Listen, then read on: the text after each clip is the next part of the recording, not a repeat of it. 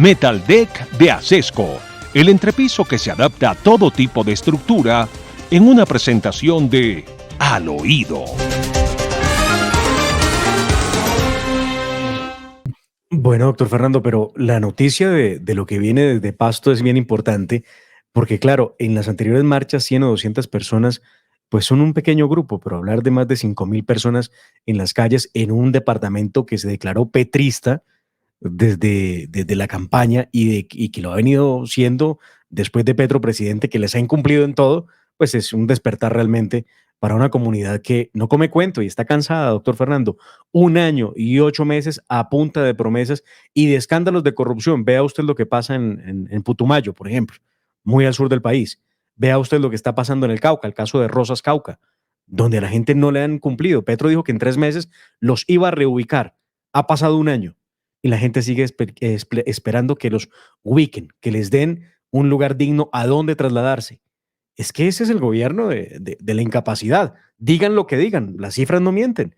Y que las empresas constructoras estén paralizadas en el departamento de Nariño, pues es causa precisamente de esta improvisación de gobierno que decía que iba a gobernar desde las regiones y no lo ha hecho tampoco. Es que qué cosa ha hecho bien Gustavo Petro. Bueno, Victimizarse todos los días, eso lo hace bien. nada, hacer mensajes de odio y hacer mensajes estúpidos y contradictorios, porque nada le coincide con nada. Ya no coincide ni siquiera con Laura Sarabia y con el ministro del Interior. No, no coincide con ellos. Ministro del Interior que no sé si se mantenga en el cargo, realmente depende mucho el ministro del Interior de lo que pase con la reforma pensional. Por eso, ayer pudo salir casi que en hombros al lado de Gloria Inés Ramírez, la ministra del Trabajo, la ministra del Partido Comunista, porque lograron aprobar la reforma pensional. Ellos dicen que es por los pobres de Colombia y realmente no es por los pobres de Colombia, es para los pobres de Colombia, porque es que después de la reforma pensional, doctor Fernando, los ahorros de los ciudadanos, que no son cualquier platica, son más de 405 billones de pesos de los fondos privados para que se conviertan en fondos públicos, porque según al saber y entender de Gustavo Petro, la plata no es de quien la trabajó toda la vida, sino del Estado colombiano. Casi 19 millones de afiliados en los fondos privados, todos vamos para colpensiones al paso que vamos en el trámite de la reforma pensional. Qué horror. Bueno, siguen los escándalos con la campaña, la financiación de la campaña de Gustavo Petro. Ahora es Daily Cop, Sí. que está diciendo con toda claridad que dio $1 millón, ¿no? Aquí el presidente Gustavo Petro, doctor Fernando, salió a decir que le inventan testigos, es lo que dice Gustavo Petro. Petro que es que ya tiene tantos escándalos que ya uno pierde la cuenta, ¿no? Los 15.000 millones de pesos de Armando Benedetti, las maletas llenas de plata que tenía Laura Sarabia que es la única que no pasa nada con ella, ¿no? El resto de la investigación se mueve, pero alrededor de ella no pasa absolutamente nada. La plata del narco en el Casanare, de la esposa del narco, la plata del Turco Ilzaca, del hombre Malboro, tenemos también la plata del abuso, recuerde, más de 1.000 millones de pesos entregó el sindicato del abuso, y ya le voy a contar noticias porque se están quejando los sindicatos que están agremiados allí en Ecopetrol de una purga laboral durísima, donde están echando a una cantidad de gente de Ecopetrol y se están quejando. Mal paga el diablo a quien bien le sirve. Bueno, La plata de FECODE, que no se puede ocultar, y los apoyos cuestionados, entre otros, del de Daily Cop. El empresario creador de las criptomonedas de Daily Cop eh, ha dicho que es cierto, él va a aportar, es el señor Omar Hernández, va a aportar toda la verdad. Y ayer el abogado Víctor Muñoz dijo, mi cliente no es un testigo inventado, como lo dice Gustavo Petro, es una persona que existe y que actualmente se encuentra en un proceso de colaboración ante la Fiscalía, ante la Justicia, que debe surtir todos los trámites de ley que estamos obligados a surtir, y ese mecanismo de colaboración tiene unas obligaciones que vamos a cumplir. Y todo porque están tratando pues, de negar entonces que Daily Cop existió y que pretendió o compró un avión para que Gustavo Petro se desplazara en campaña. Pero además, doctor Fernando, Daily Cop, donde había un modelo de negocio supuestamente con criptomonedas, y se quedó con 120.000 millones de pesos de los incautos que cayeron en manos de ellos.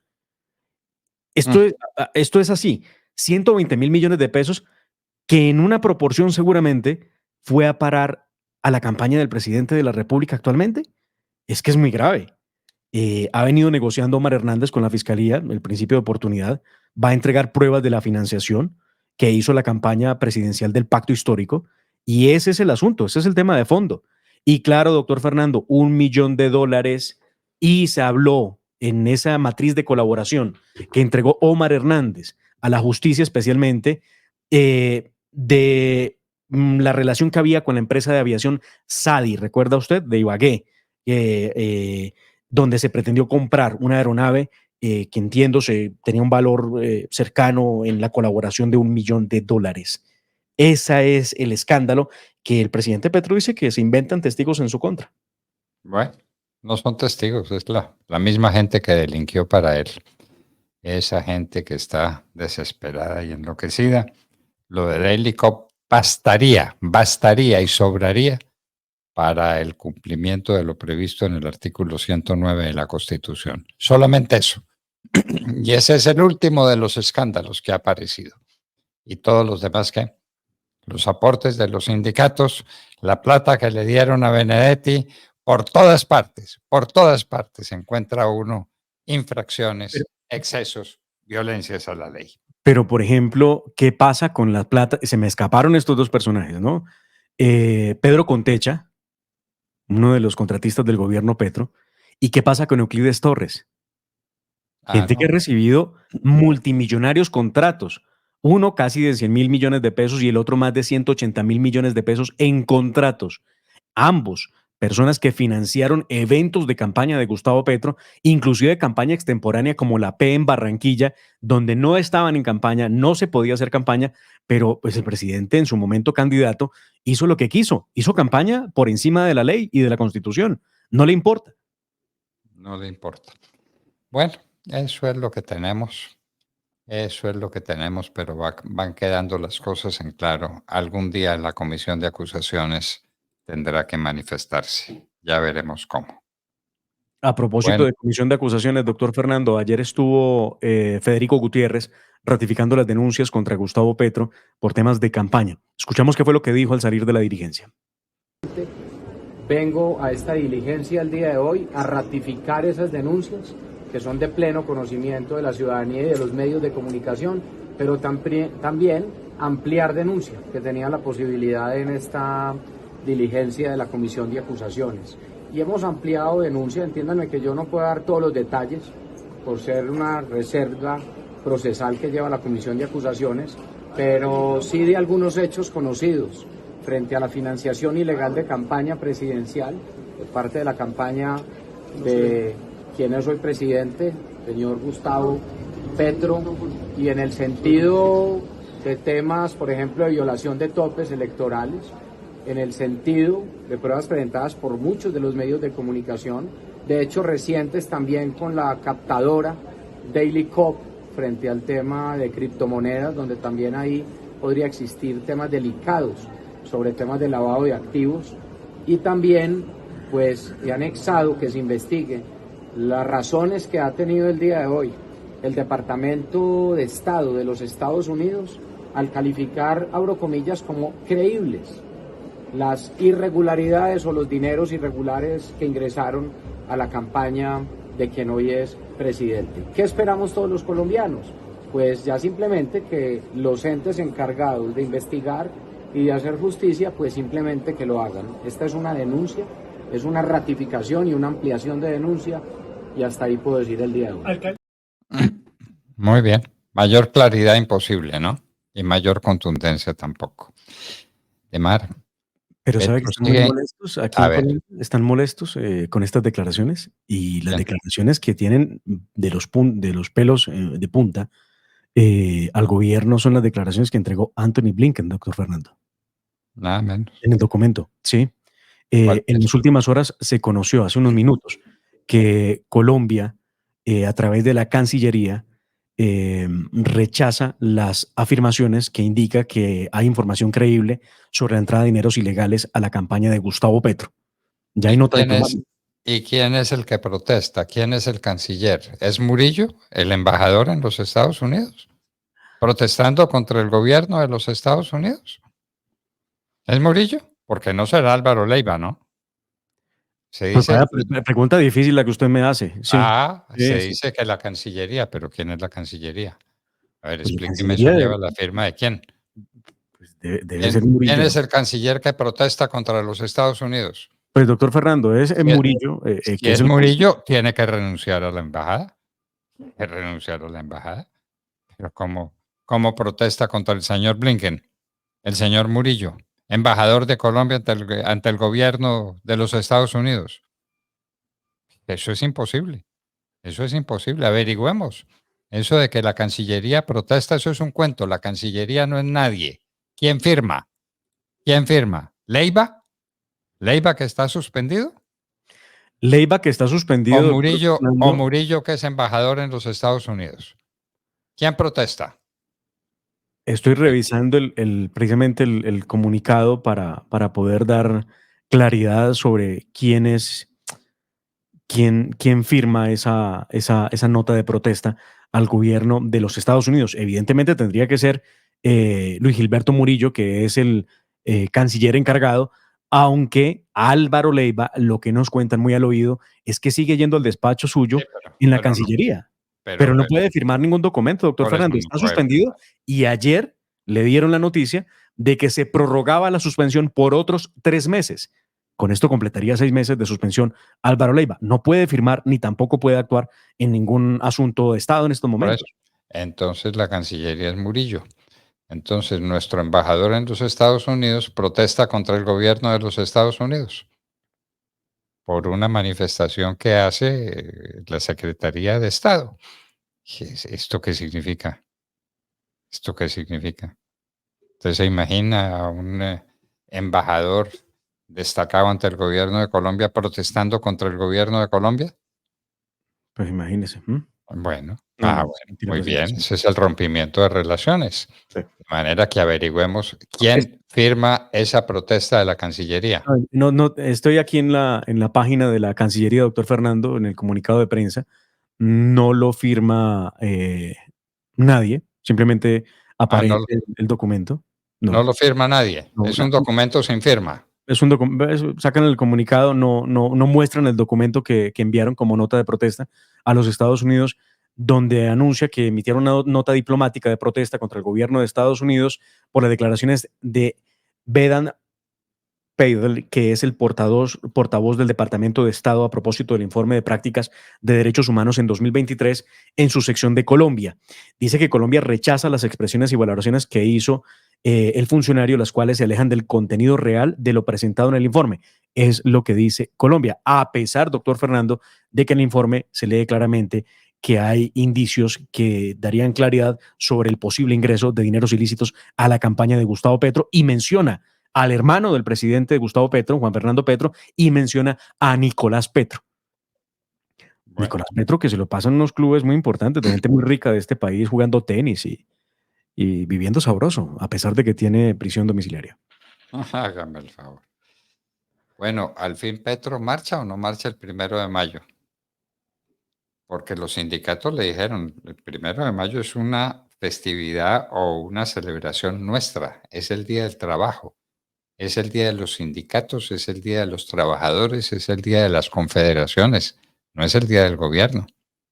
Es el ¿Qué va a día hacer? del proletariado, sí, señor.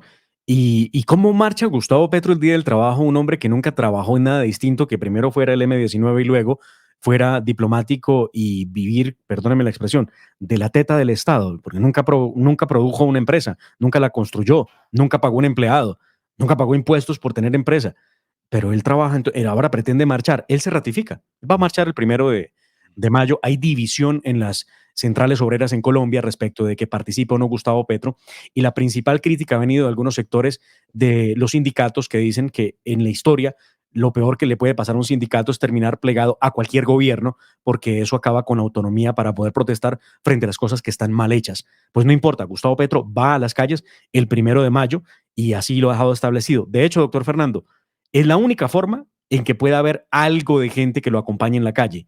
Si él pretende crear la convocatoria como lo ha hecho la última vez, recuerde que la última convocatoria de Gustavo Petro fue la del paro cívico, ¿no? La del paro cívico, perdóneme, la del día Día cívico. cívico, perdón, la del día cívico. Día Eh, cívico en el que la Plaza de Bolívar lo que hicieron fue llenarla de banderas del M-19, instalaron una tarima con sonido, yo no sé quiénes eran los que cantaban allí, eso salió de la plata de nosotros. Había 9 o 10 personas escuchando el famoso concierto. Y antes había intentado movilizar a la gente utilizando como excusa el Día de las Víctimas, el 9 de abril. No salieron 300 o 400 personas a la Plaza de Bolívar. Entonces la única que le queda es lograr que el 1 de mayo alguien se movilice. Y bueno, los sindicatos no están de acuerdo, no todos, pero algunos sí. Entonces pues ahí estará con ellos.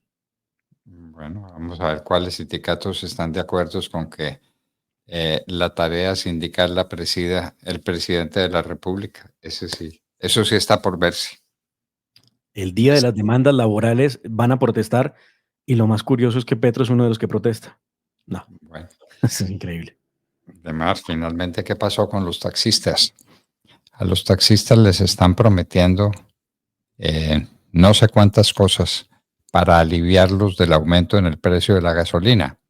Ellos protestan y el gobierno promete. Y el gobierno promete y sigue prometiendo.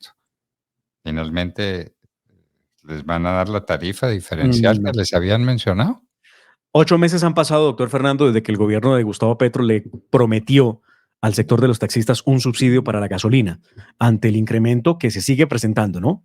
Ojo con el dato, yo no sé si la gente no se ha dado cuenta o es que ya no nos importa, pero igual la gasolina subió este mes y sigue subiendo. Porque Petro ha dicho que esto depende de los precios internacionales. Creo que nadie le para bolas a eso, pero el caso es que sigue subiendo el precio.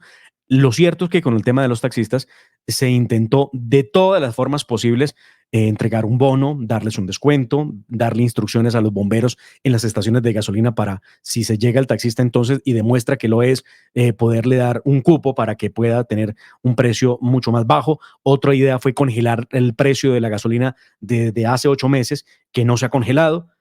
Esto sigue siendo exactamente igual a antes de las promesas del gobierno de Gustavo Petro. Los taxistas hoy se quejan y dicen, aquí seguimos en problemas. No se congeló el precio, no hubo tarifa diferencial, no ha habido nada. El gobierno de Petro no les cumplió. Bueno, y tendrán que estar muy orgullosos porque pagan cuando llegan a una estación de gasolina más dinero del que paga un taxista en Nueva York, o un taxista en Miami, o un taxista en Chicago. Pagan más, Claro. Estamos en pagan promedio más. en 15,800 pesos el galón de gasolina en Bogotá. 15, Sí. 15.800, divídalo por 4. Esos son casi Esos cuatro, son $3 casi $4, sí. casi $4. Sí. En los Estados Unidos la gasolina está a 3.40, 3.50 de dólar. Ujú. Más cara la Sí, gasolina claro. en Bogotá y en Cali y en Medellín que en Chicago, en San Francisco o en Los Ángeles. Increíble, pero así es, así es. Y como si fuera poco, porque realmente todo es muy grave, doctor Fernando, ¿qué va a pasar con la reforma pensional? Anoche se aprobó en el Congreso de la República, en el Senado, para ser exactos, ¿no? En el segundo debate, y ahora esa reforma debe pasar en 15 días, calendario, debe pasar a la Cámara de Representantes, a la Comisión Séptima. Comisión Séptima, donde el pacto histórico tiene mayorías. Hay 22 representantes a la Cámara, 14 son los votos que tiene asegurados el gobierno para que le aprueben la reforma pensional en la Cámara de Representantes. Y luego pasará a la plenaria de la Cámara. Creo yo que entre una cosa y otra, los tiempos están demasiado ajustados para lograr aprobarla, pero todo puede pasar. Así que no nos podemos quedar esperanzados en que pueda que no alcance el tiempo y que se hunda. No podemos quedar esperanzados en eso porque todavía queda tiempito. El 20 de junio termina el, la, la legislatura de este segundo año. y lo cierto es que tienen mayorías, por lo menos en la comisión séptima de la Cámara de Representantes. Los liberales, los de la U y algunos conservadores muy con el pacto histórico apoyando la reforma pensional. Claro, porque eso le iba a decir yo. Mayorías que salen de dónde, eso no las tiene el pacto histórico, eso es con el Partido Liberal. Entonces el Partido Liberal está jugando doble. Ante el pueblo dice que está en la oposición y que está defendiendo los intereses del pueblo. Y le parece maravilloso lo que se haga por protestar contra Petro. Y en el Congreso vota con Petro. Claro. Ah, bueno, muy bien. Entonces, esa facturita tendrá que pagarle el Partido Liberal algún día. Eso no se hace gratis en política. No se hace gratis. Y por ahora nos vamos salvando, doctor Fernando, de un racionamiento de energía eléctrica, pero no hay que descartarlo en la medida en que el nivel de los embalses ha logrado subir un poquito. Nos alejamos del 29, ya estamos en el 30,05, gracias a las lluvias que se han venido registrando en los últimos días, que han sido importantes. Pero la situación no deja de ser alarmante por la falta de preparación. Ya parece que Gustavo Petro reconsideró una reunión con Acolgen, reconsideró su idea de que no había que tener embalses. Es que Petro dijo que no había que tener termoeléctricas, porque contaminan, ¿no? Porque usan gas y carbón. Y luego dijo que no había que tener embalses, pero parece que ya reaccionó y entendió que el cuento no era diciendo no a los embalses, sino al contrario, buscando cómo se construyen más embalses. Ay, Dios mío, bendito. Bueno, queridos amigos de la hora de la verdad, llegó el momento triste de la despedida. Les decimos a ustedes que mañana a las 6 en punto de la mañana estaremos de regreso, Dios mediante. La familia Ramírez duerme tranquila porque su techo está bien hecho. Bien hecho como las cubiertas Asesco. Por su doble capa protectora, son ultra resistentes a la corrosión y al paso del tiempo. Para que tu techo quede bien hecho, exige calidad Asesco. www.lahoradelaverdad.com.co. Escúchenos desde cualquier parte del mundo a través de nuestra página de internet. Opinión, deportes, cultura y entrevistas. Visítenos y participe. www.lahoradelaverdad.com.co. Pase la voz.